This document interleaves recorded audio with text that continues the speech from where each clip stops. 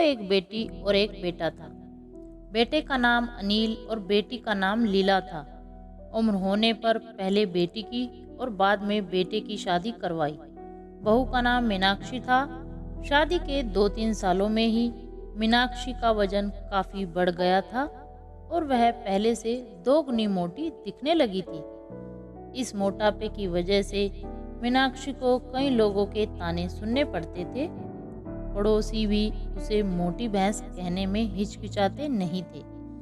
कितनी मोटी हो गई है, कैसे दिन पर दिन फैलती जा रही है, देखो जरा भी शर्म नहीं आती। पति बेचारा सूखा जा रहा है, यह देखो खा खा कर कैसे मोटी हो रही है।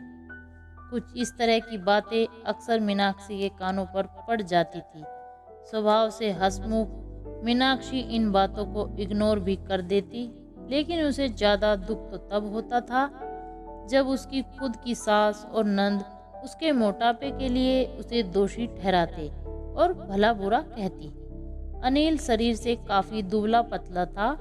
शादी के बाद भी उसके शरीर में रत्ती भर का भी फर्क नहीं आया था। हालांकि मीनाक्षी मोटी होती जा रही थी, उसमें उसका कोई भी दोष नहीं था, बल्कि मीनाक्षी तो अनिल से भी कम खाना खाती थी और दिन भर घर के सारे काम करती रहती थी। अपने मोटापे की वजह से चाहे किसी काम में कितनी भी दिक्कत हो, मीनाक्षी उस काम को कभी अधूरा नहीं छोड़ती थी। उसने घरेलू नुस्खे और कई तरह के उपाय करके अपना मोटापा कम करने की कोशिश की थी, लेकिन शायद उसके शरीर के हार्मोन्स ही थे जो उसे मोटा बनाए रखते थे। अनिल को उसके मोटापे से कोई दिक्कत नहीं थी। वह तो बेचारा अपने बिजनेस को संभालने में व्यस्त रहता था। उसकी माँ और बहन हमेशा इस वजह से मीनाक्षी को कुछ ना कुछ सुनाते रहते थे और मीनाक्षी काफी रोया करती थी। सीमा जब भी मौका मिलता अपने पति से इस बारे में बातें करती थी और कहती थी कि अपनी माँ और बहन को समझाओ, मैं मोटी हूँ, उसमें मेरा क्या दोष है। पूरी दुनिया मुझे कुछ भी कहे, मुझे फर्क नहीं पड़ता, लेकिन जब मेरे अपने ही मुझे बुरा भला कहते हैं तो मुझे काफी दुख होता है। ऐसे ही दिन बीते चले गए।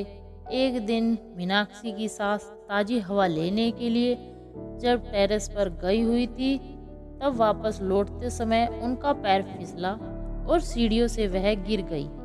भाग्य से वह बच गई, लेकिन उनके पैर में बड़ा फ्रैक्चर आया। उनको अब एक जगह से दूसरी जगह जाने में काफी दिक्कत होने लगी। बिना किसी के सहारे वह ऐसा कर ही नहीं पा रही थी। जिस मोटी बहू को वह रोजाना ताने मारती थी, आज वही बहू उनका हर काम कर रही थी और उन्हें एक जगह से दूसरी जगह ले जा रही थी। उनका खुद का वजन भी 75 किलो था, जो उनके बेटे अनिल के लिए भी उठा पाना संभव नहीं था। हमको विचार आया कि बहू शरीर से भरी पूरी नहीं होती तो आज उनका क्या होता। मीनाक्षी की सास को मीनाक्षी के साथ किए हुए अपने बुरे बर्ताव के लिए पछतावा होने लगा।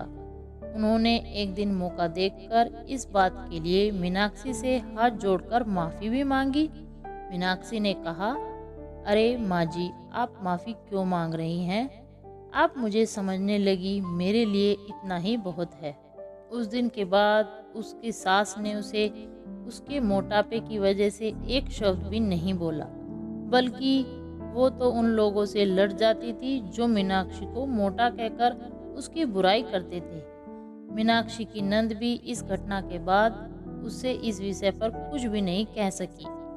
खुश मिजाजी मीनाक्षी अब पहले की तरह ही सब कुछ भुलाकर खुश रहने लगी।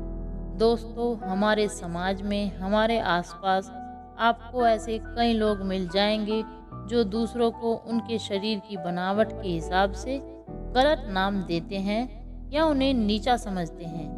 किसी की हाइट कम है तो नाटा, किसी का रंग काला है, कालिया, कोई हेल्थी है तो मोटा, किसी के बाल कम हैं तो टकला। हमें ऐसी सोच को पूरी तरह खत्म करना होगा और यह समझना होगा कि बाहरी स्वरूप ज्यादा मायने नहीं रखता। मायने रखता है भीतरी खूबसूरती, स्वभाव और विचार। तो दोस्तों, कैसी लगी आपको हमारी आज की कहानी? अपने अनुभव हमारे साथ साझा करें और भविष्य में आप किस विषय पर वीडियो चाहते हैं हमें कमेंट में बताएं और लाइक करें, शेयर करें और अगर चैनल पर नए हो तो सब्सक्राइब करें। आप सभी का धन्यवाद।